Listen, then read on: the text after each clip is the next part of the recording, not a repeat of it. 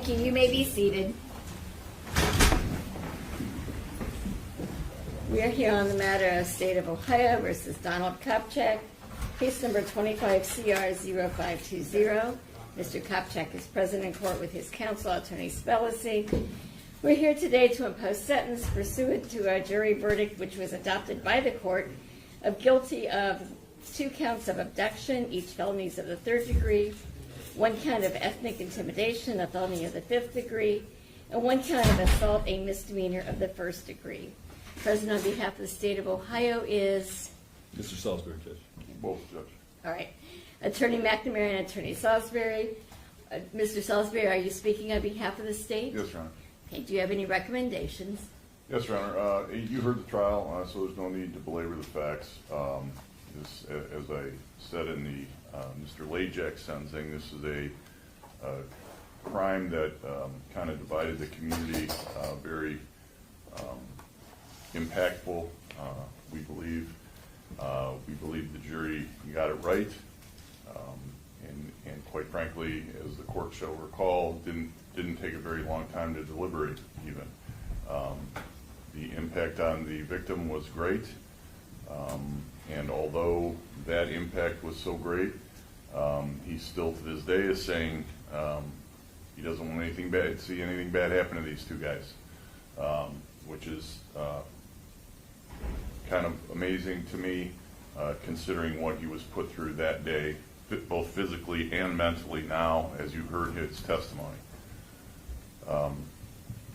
The defendant, in my mind, has still not taken responsibility, although he does say he does never deny doing anything. I don't believe that's true. You'll recall his testimony. I don't believe he did admit to all the physical aspects that he did to the victim, but you know, I'm not saying he sat there and denied doing anything. He didn't. And again, he thought he was justified in doing so. That belief was clearly wrong, and it was clearly found by the citizens of Medina County not to be tolerated. Judge, this was a clear case of ethnic intimidation. We believe a prison sentence is appropriate, and we would leave that length of which in the court's discretion. Thank you. Mr. Spellacy? Thank you, Judge. Also with me is Lewis Group, Your Honor, and Ms. Hanson is also sitting back there. Judge, obviously I filed a sentencing memorandum with you on June 9th. I believe I'm confident the court got it, read it. There's some great letters attached. I think they describe Don very, very accurately and very well. You know, this is a tragic situation, obviously, for everybody. And I would disagree with Mr. Salisbury that my client he testified to what he did. We can go over the spilt milk, so to speak, but there wasn't a justification instruction, there wasn't an expert report that was submitted, but that's for a different day, Judge. But I think that could have changed the outcome substantially. Judge, I can just say that in the brief, you know, he's a father. He's a good father. He was a coach. He was a good coach. He was a police officer. He was a good police officer. And I think a lot of these people behind me would support those contentions, Judge. He's been in jail 82 days. They have not been an easy 82. I think the pre-sentence report indicates his likelihood of recidivism is at a score of 1. So I don't think that we need to protect the public from him. And I think the odds of this happening again are extremely unlikely. Judge, I think all those things speak to a community control sanction, and that's what we're asking you to do here. Thank you. Thank you. Mr. Copchek, what would you like to say on your own behalf?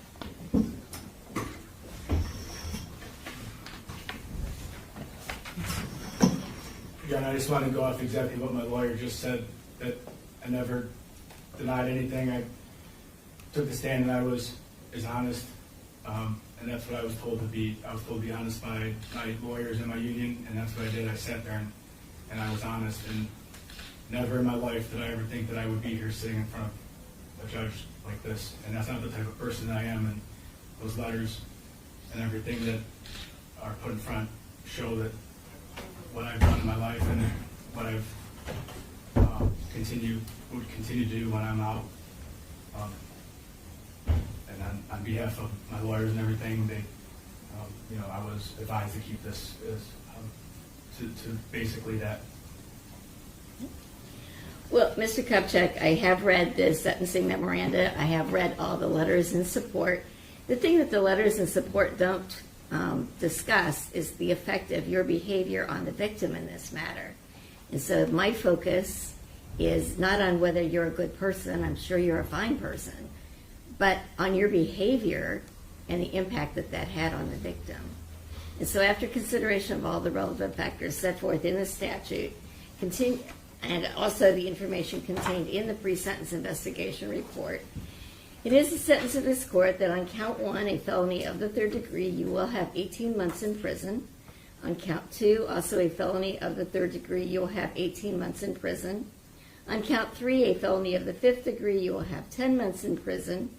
And on the misdemeanor of the 1st degree, you will have 120 days in jail.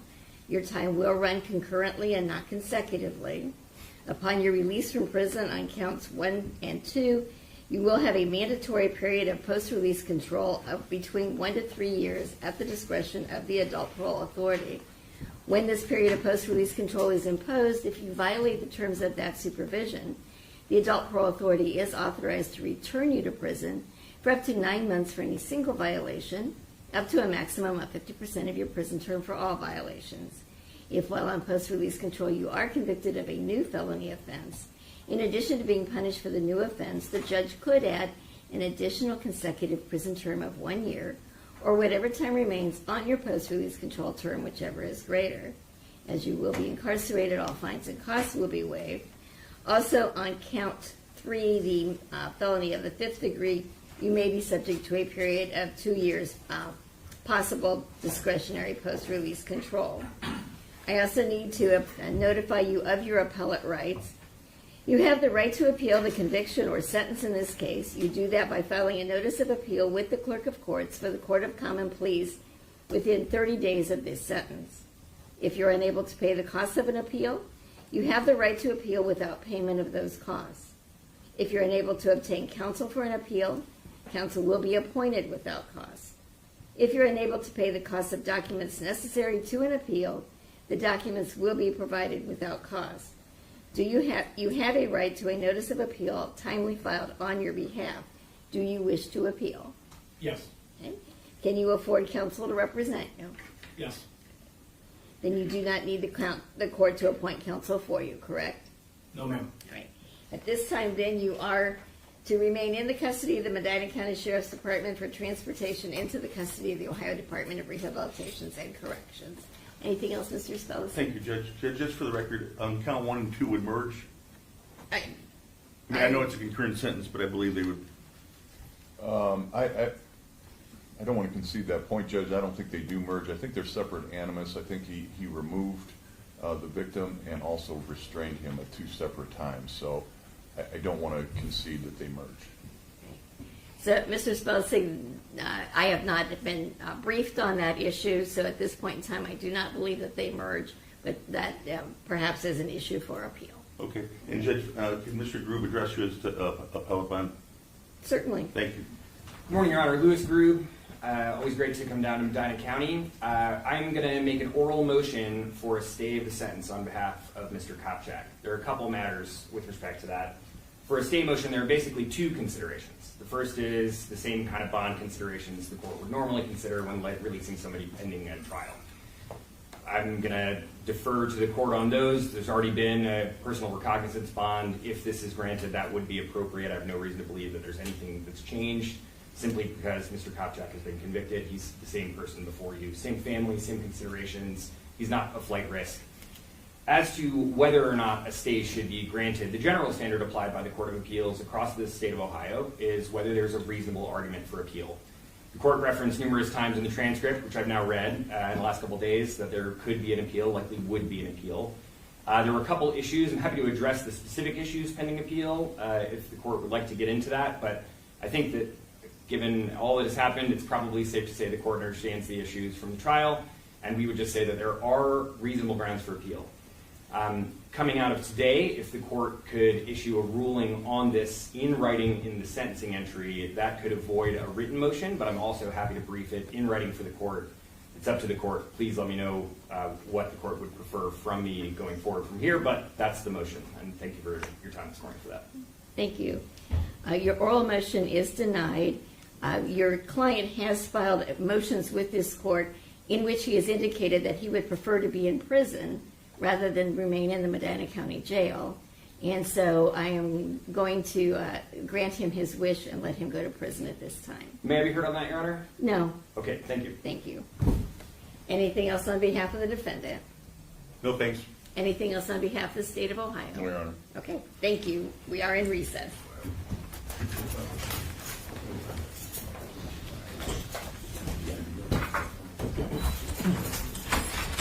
Yep.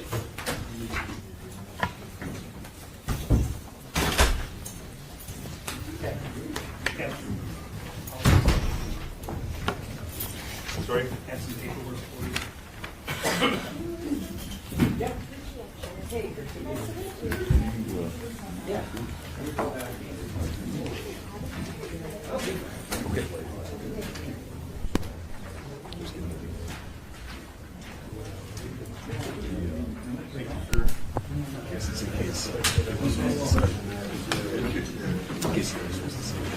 Yeah.